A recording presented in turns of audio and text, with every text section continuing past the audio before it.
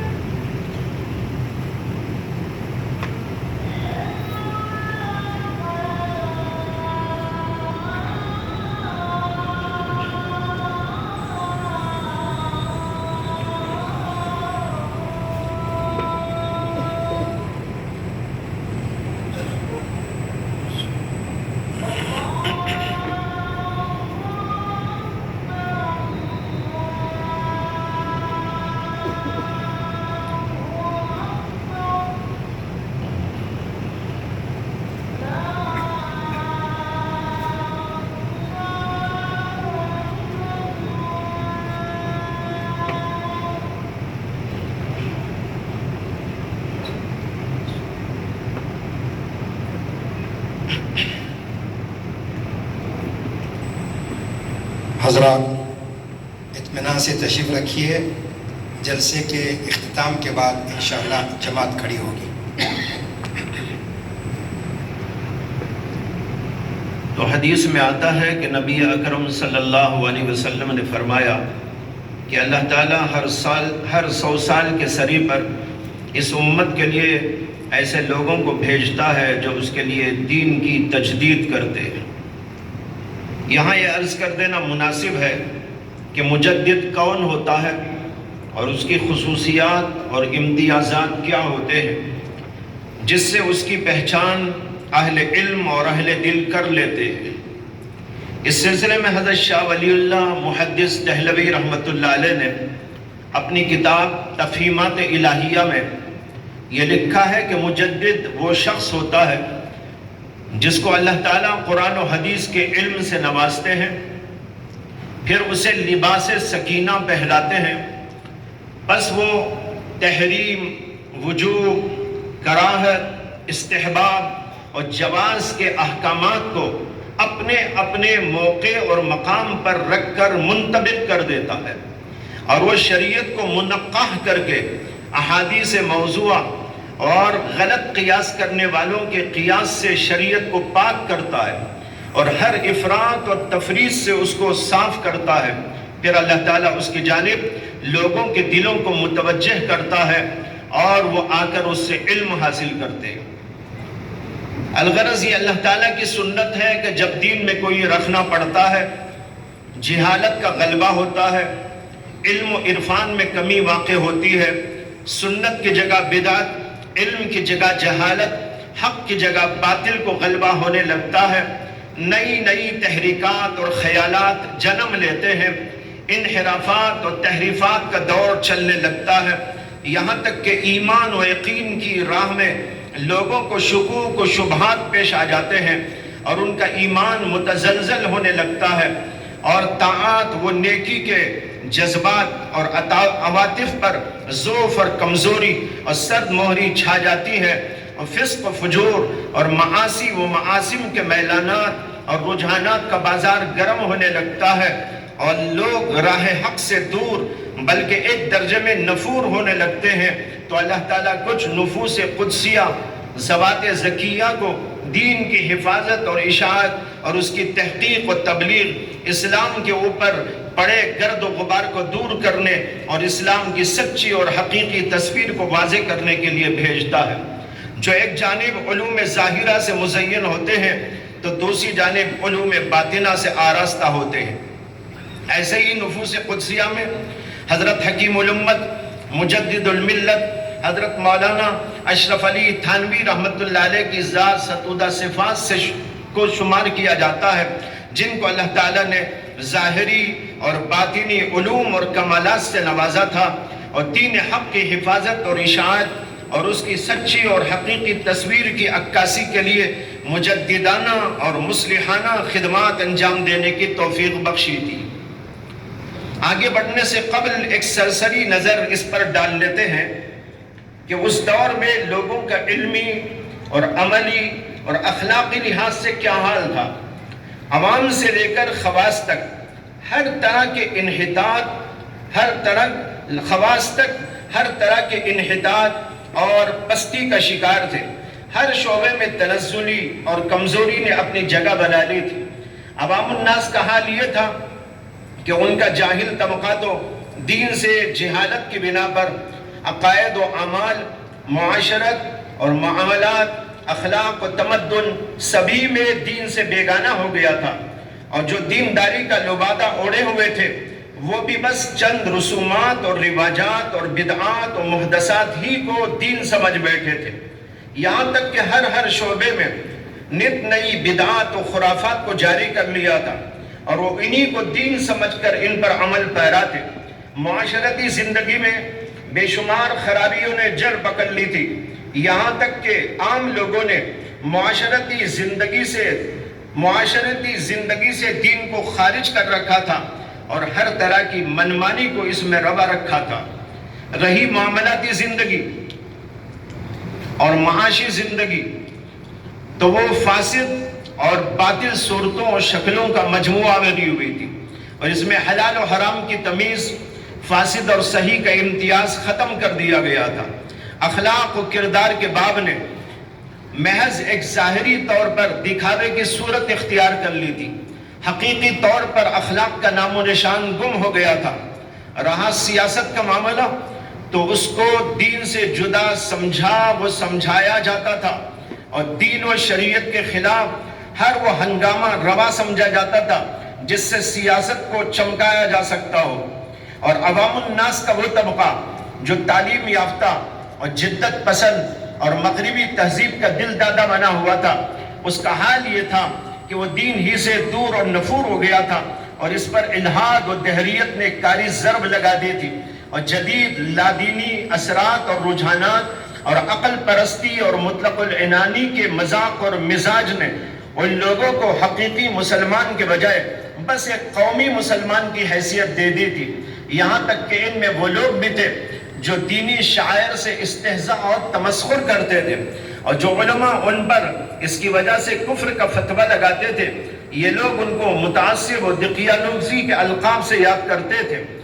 اور بہت لوگ وہ تھے جن کے عقائد و نظریات میں انگریزی تعلیم نے شکوک و شبہات کے ذریعے تزلزل پیدا کر دیا تھا، یہاں تک کہ ان میں سے بہت سے لوگ دین و مذہب ہی کی ضرورت کے منکر بلکہ خدا ہی کے منکر اور نیچر پرست ہو گئے تھے۔ اور بعض لوگ اگرچہ اس حد تک نہ پہنچے ہوں مگر وہ بھی بعض دینی شاعر و احکام کو زمانے سے غیر آہنگ یا نامناسب کہتے، اور بعض احکامات میں ترمیم اور تبدیلی کے خواہاں تھے۔ علماء اور اہل دین کہلانے والے بھی ایک خاص حد میں دین و شریعت کو محصور اور مقید کر بیٹھے تھے۔ اسلامی علوم و فنون بھی بس ایک پیشہ ورانہ طرز پر چلائے جا رہے تھے۔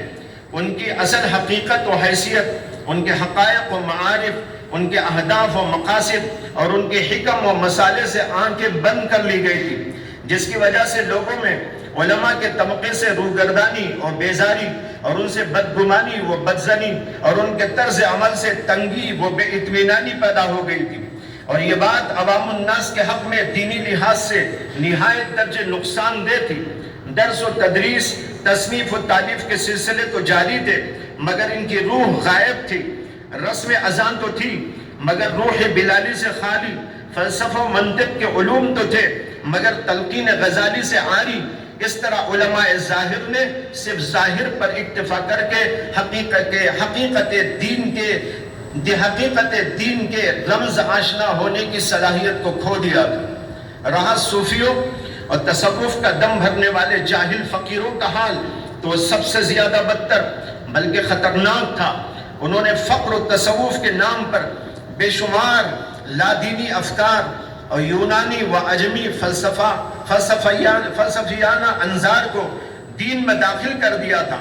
اور تصوف کو محض ایک خیالی چیز اور ناقابل عمل چند خیالات کا مجموعہ بنا کر رکھ دیا تھا۔ اس میں جوگیانہ